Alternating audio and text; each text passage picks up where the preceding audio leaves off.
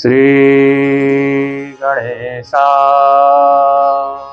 नमः। श्री सरस्वत्यै नमः। श्री गुरुचरण कमलेभ्यो नमः। मातृपितृचरण कमलेभ्यो मरणानामर्थसंघानां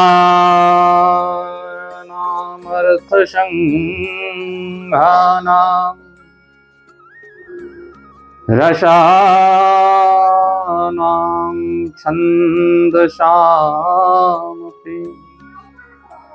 मंगलानां च कर्तारो वन्दे वाणी विनायकम्। भवानी शंकरो वन्दे श्रद्धा विश्वासरूपिणो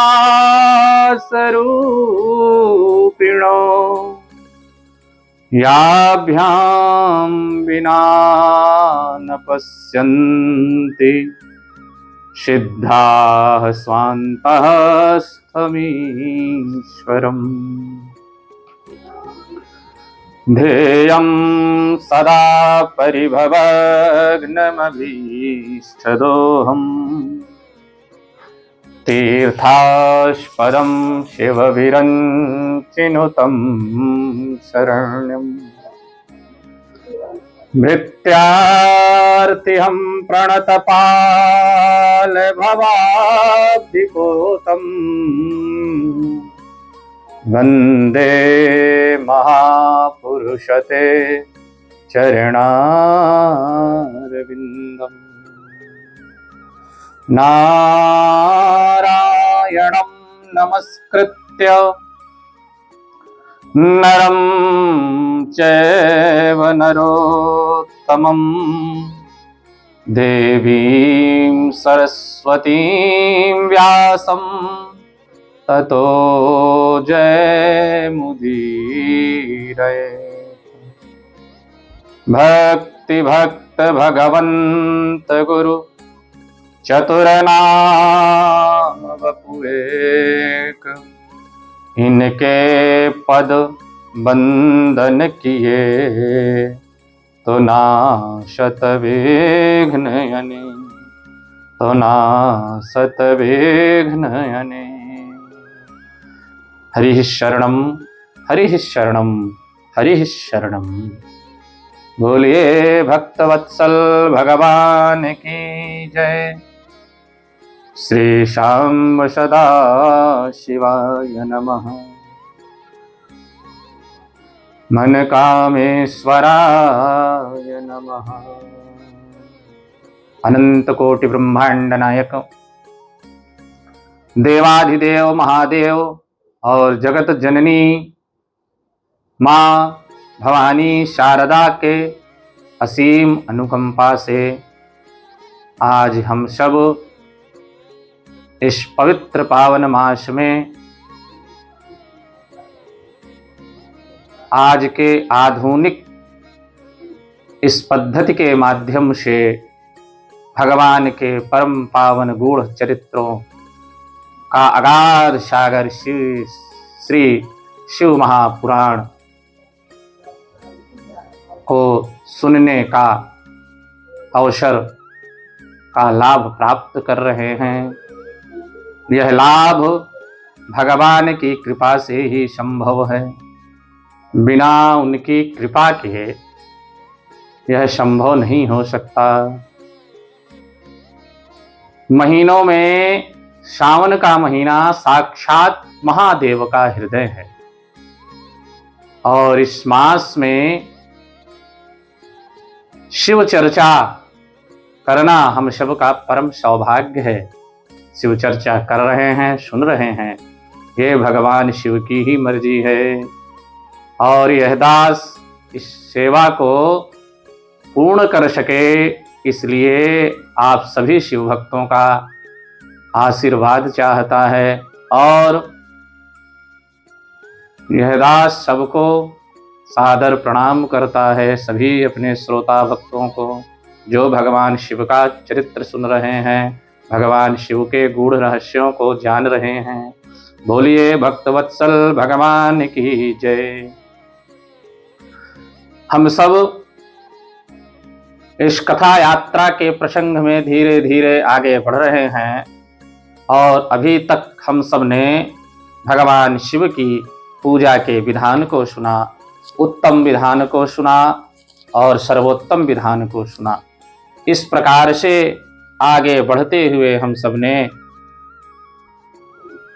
भगवान शिव की श्रेष्ठता को जाना, उनके पूजन की अनिवार्य आवश्यकता को में जो जो आवश्यकता है उनकी पूजन में, जिन जिन द्रव्य की और वस्तुओं की, उनको सुना। बड़ी ही महिमा गाई गई है शिव महापुराण में। उसी के क्रम में आज के भाग में हम सब लोग प्रवेश करेंगे। शिव पूजन का सर्वोत्तम विधान भगवान ब्रह्मा नारद जी से कह रहे हैं और उसी क्रम में कहते हुए भगवान ब्रह्मा नारद से कहते हैं कि प्रतिवक्त्रम यथा ध्यानम यथा योग्याभिलाषतः कमलैः शतपत्रैश्च शंख पुष्पैः परेस्तथा कुशपुष्पैश्च धत्तूरैर् मंदारैर् द्रोण संभवैः तथा चा तुलसी पत्रैर् बिल्ल पत्रैर् विशेषतः अपूजयेत् परया भक्त्या शंकरम भक्तवत्सलम सर्वा भावे। ध्यान से सुनिएगा इस लाइन को। सर्वा भावे बिल्ल पत्रम अर्पणीयम शिवाय वै। सर्वा भावे बिल्ल पत्रम अर्पणीयम शिवाय वै। बिल्ल पत्रार्पणेनैव सर्व पूजा प्रसिद्ध्यति। क्या कहते हैं ब्रह्मा जी? प्रतिवक्त्रम यथा ध्यानम। प्रतिवक्त्रम प्रत्येक मुख का, भगवान शिव के 5 मुख कहे गए हैं, प्रत्येक मुख का ध्यान करना है और ध्यान के अनुसार जो उचित अभिलाषा करके हम कमल, शतपत्र, शंख पुष्प, ध्यान से सुनिएगा इनको। सबसे पहले क्या है? कमल, फिर शतपत्र है, फिर शंख पुष्प है, पुष्प है, धतूर है, मंदार है, द्रोण पुष्प है, तुलसी की भी महिमा यहां कही गई है।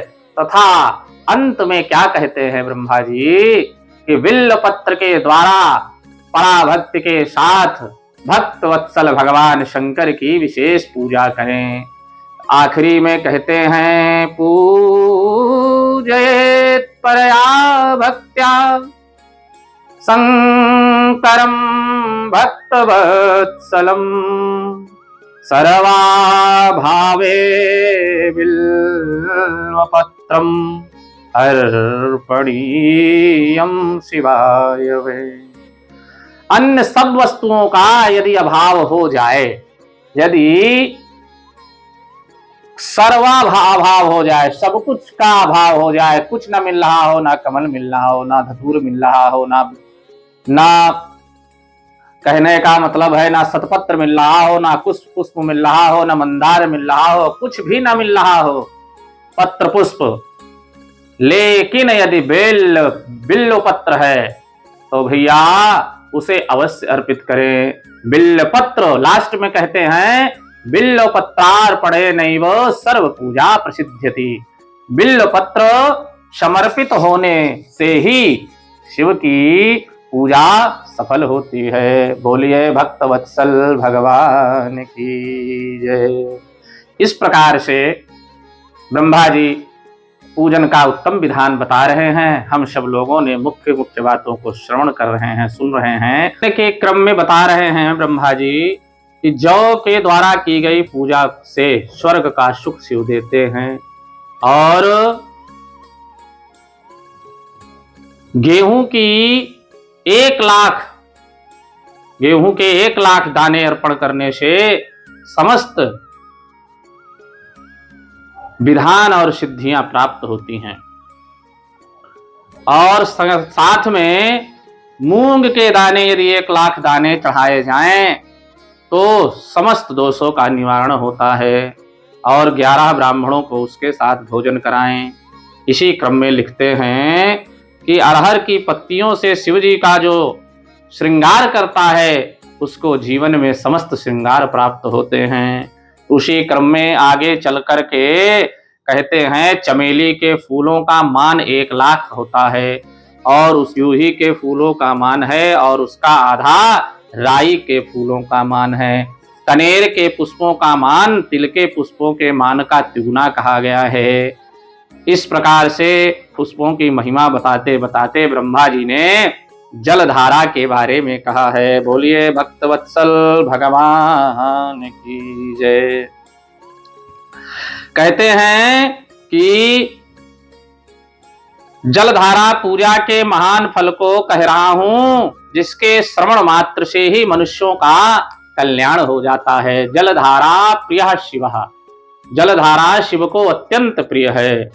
ज्वर में होने वाली प्रलाप की शांति के लिए भगवान शिव को दी जाने वाली कल्याणकारी जलधारा शतरुद्रीय मंत्र से, 11 रुद्र से, रुद्र मंत्रों के जप से, पुरुष सूक्त से, रुद्र सूक्त से, महामृत्युंजय मंत्र से, गायत्री मंत्र से अथवा शिव के शास्त्रोक्त नामों के आदि में प्रणव और अंत में नमः पद जोड़कर बने हुए मंत्रों द्वारा अर्पित करनी चाहिए। शिव पर उनके सहस्त्र नाम मंत्रों से घृत की धारा गिरानी चाहिए। ऐसा करने वालों की वंश वृद्धि अवश्य होती है। और आगे कहते हैं यदि बुद्धि जड़ हो जाए तो उस अवस्था में शर्करा मिश्रित दुग्ध से भगवान का अभिषेक करना चाहिए। इसी क्रम में आगे बताते हैं धारा के क्रम में यदि सुगंधित तेल की धारा अर्पित करें तो भोगों की वृद्धि होती है। मधु की धारा से शिव की पूजा की जाए तो राज्य क्षमा का रोग दूर हो जाता है। शिव जी के ऊपर ईख से यानी कि गन्ने की रस की धारा छोड़ी जाए तो वह भी संपूर्ण आनंद प्राप्त कराने वाली होती है। गंगा जल की धारा भोग और मोक्ष देने वाली है। ये सब धाराएं बताई गई हैं। इस प्रकार से वैदिक कर्मनिष्ठ ब्राह्मणों से रुद्राष्टाध्यायी के पवित्र मंत्रों से इस विधान से यदि इन धाराओं से अभिषेक भगवान शिव का किया जाए तो इनके द्वारा प्रदत्त फल जरूर प्राप्त होते हैं। बोलिए भक्त वत्सल भगवान की जय। इस प्रकार से अब आगे आकर के हम लोग ब्रह्मा जी जो सृष्टि का क्रम बढ़ा रहे हैं भगवान नारायण की आज्ञा से, शिव की प्रेरणा से, उसको श्रवण करेंगे। उसी सृष्टि के क्रम में जैसा कि आप लोगों ने सुना, सर्वप्रथम शिव से शिवा का प्राकट्य हुआ। शिवा माने उमा का प्राकट्य हुआ और फिर काशीपुरी निर्माण का आपने वर्णन सुना। उसके बाद साक्षात नारायण भगवान शिव के अंग से प्रकट भये और फिर ब्रह्मा भये। और ब्रह्मा जब सृष्टि का क्रम प्रारंभ किया तो उन्हीं नारायण के नाभि से कमल ब्रह्म उत्पन्न हुआ और उस कमल में ब्रह्मा जी उत्पन्न हुए। अब उसके आगे का वर्णन हम लोग सुनेंगे। उसी सृष्टि क्रम का विस्तार हो रहा है। सनकाद्याः सुतामेहि मानसा ब्रह्म संहिता महावैराग्य संपन्ना अभवन् पंच सुव्रता। भगवान ब्रह्मा के मानस 5 पुत्र हैं जो ब्रह्मा के ही समान हैं, परम वैराग्य से संपन्न हैं तथा उत्तम व्रत पालन करने वाले हैं। वह पुत्र सनक, सनंदन, सनातन, सनत कुमार, इन 4 के नामों से आप परिचित हैं। और पांचवा पुत्र है सनत सुजात। इस प्रकार से इन पुत्रों को देखकर ब्रह्मा जी हर्षित हुए हैं और उन्होंने कहा है कि तुम लोग मेरे सृष्टि क्रम को बढ़ाने में सहयोग करो। और स्पष्ट रूप से उन पांचों ने मना कर दिया है। ब्रह्मा जी कहा कि हे पिताजी, हे तात, शिव की जो माया है वह बड़ी बलवती है।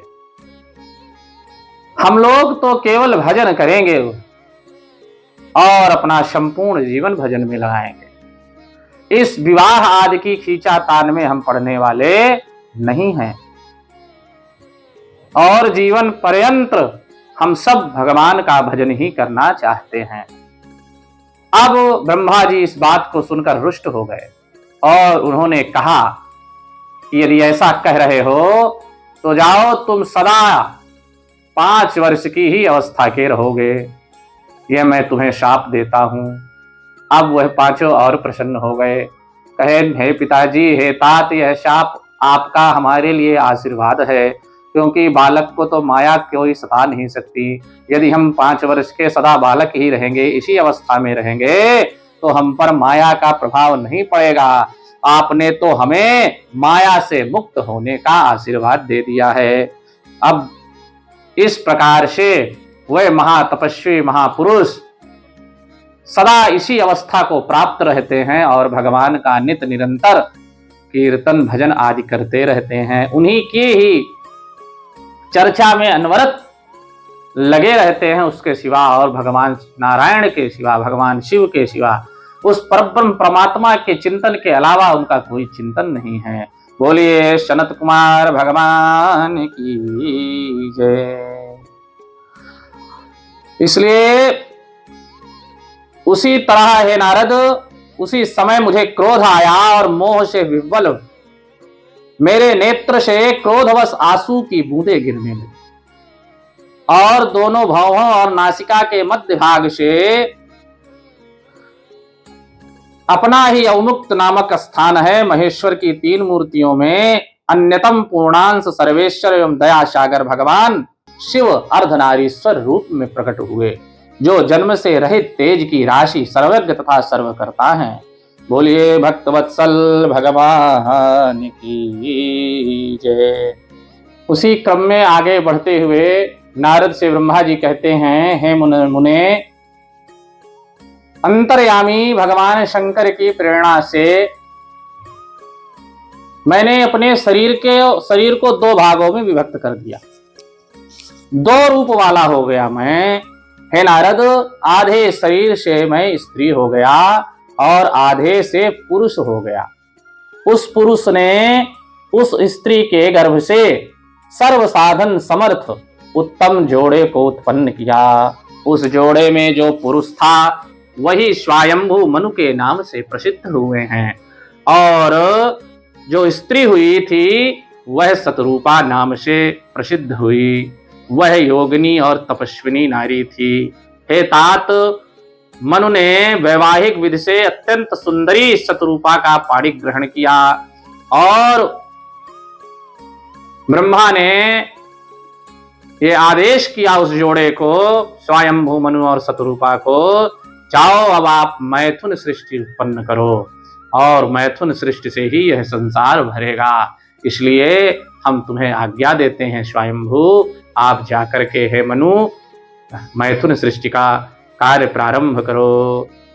स्वयंभू मनु अरु शतरूपा, स्वयंभू मनु अरु शतरूपा, जिन पे भय नर सृष्टि अनुपा, जिन ते भय नर सृष्टि अनुपा, स्वयंभू मनु अरु शतरूपा, स्वयंभू मनु अरु शतरूपा, दंपति धर्म आचरणनी का दंपति धर्म, आचरणनी का आज हूँ गाव श्रुति जिन कैली का,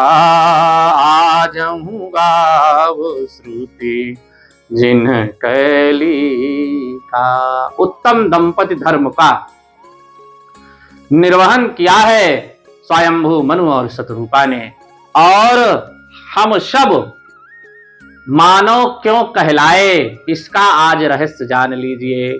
संपूर्ण सृष्टि मनु और शतरूपा से निर्मित सृष्टि है। यह मैथुन सृष्टि जितनी है, यह मनु और शतरूपा के द्वारा प्रदत्त है। और मनु के द्वारा उत्पन्न होने के कारण हम सब जो जगत में मानव कहलाए जा रहे हैं, इसी कारण से कहलाए जा रहे हैं कि इस सृष्टि का प्रादुर्भाव, इस मैथुन सृष्टि का प्रादुर्भाव करने वाले प्रादुर्भाव जो हुआ वह मनु के द्वारा हुआ। इसलिए मनु से शब्द बना मानव।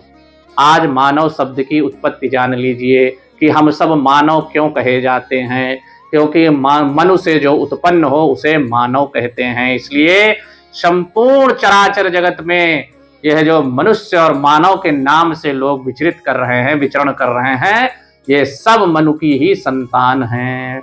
बोलिए भक्त वत्सल भगवान की जय।